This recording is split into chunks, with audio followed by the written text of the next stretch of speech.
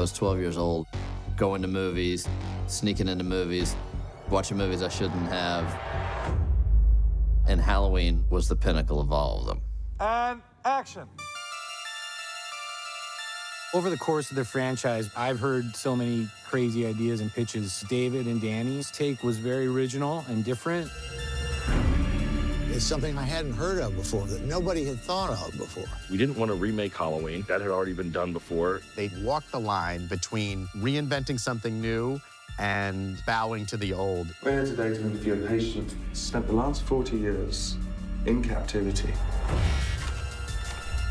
What if Michael had been captured at the end of one? What does that do to the story? How does it change it?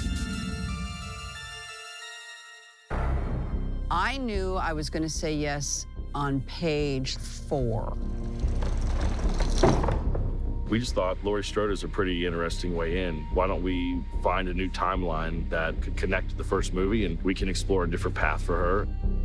To me, it's really about these 3 generations of women who are deeply affected by this incident that happened in 1978. 3 strong women taking on an unstoppable force. I have tried to protect you and prepare you. Finding the arc of Laurie's journey 40 years in the future, where she's basically a character frozen in time. Very broken person, but a determined person. We have to hunt him down. It's been a really awesome experience to watch her revisit this character.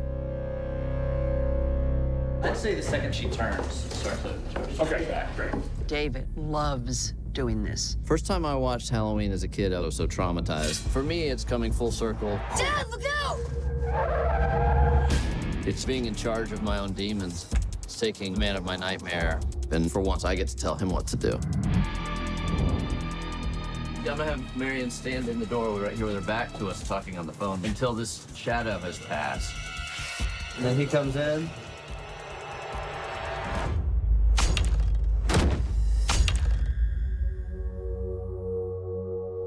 I've written almost 50 episodes of TV and a few screenplays, and all that time I've barely killed anyone. And if they were killed, they deserved it. And it's weird to kill innocent people. That's the fun of it. You know, they are going about their day and they don't know they're about to get killed. My favorite death sequence is Oscar getting impaled on a fence. It's based on an idea I'd been haunted by for 15 years. You come in, stab, and then pull. And I've thought for over a decade, if I made a horror movie, I would have to include that moment. David helped me conjure up that fear, and he got like right up in my face and everything. Please, dear God, help me! Help me!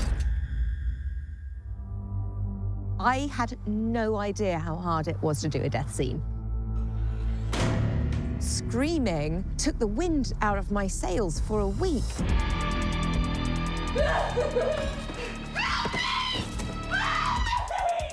Not only was it a little emotionally like, whoa, what just happened, but I lost my voice as well. Set and action.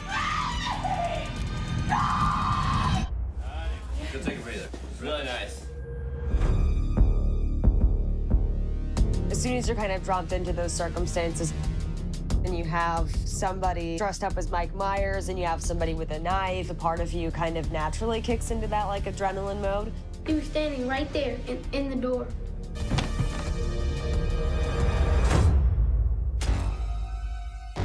Halloween in 1978 was a milestone for horror. Something about the simplicity of the first Halloween makes it timeless. We weren't really allowed to be watching it, but we stayed up later than everyone else. And I was like, screw you, Mom, I'm gonna see it. It just bit into me. It scared the shit out of me. Nightmares about it forever. What we wanted to do was make a movie, and we wanted to make a scary movie. And that's all we cared about. Okay, we're set. We're rolling. Rolling.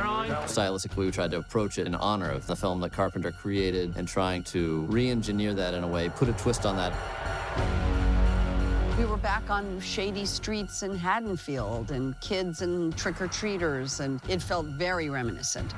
David Gordon Green has taken all that has come before and taken it a giant step forward.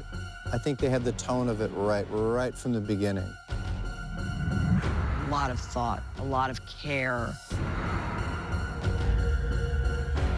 filmmakers who speak a creative language with each other.